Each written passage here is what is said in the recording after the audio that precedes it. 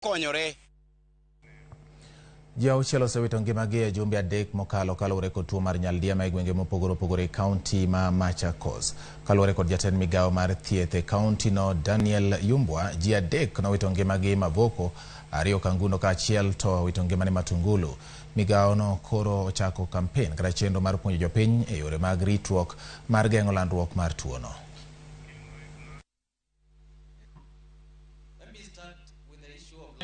Last year, the admissions, as we speak now, we have discharged all the patients.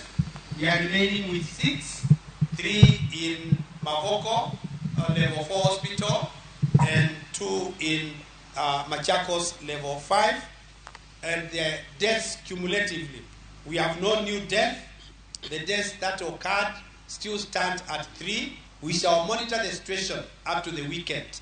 And if we do not get any new case in Mavoko, we are likely to lift the ban by Saturday. Machakos is on the road to become cholera free very soon, if the threat that has been announced here is anything to go by.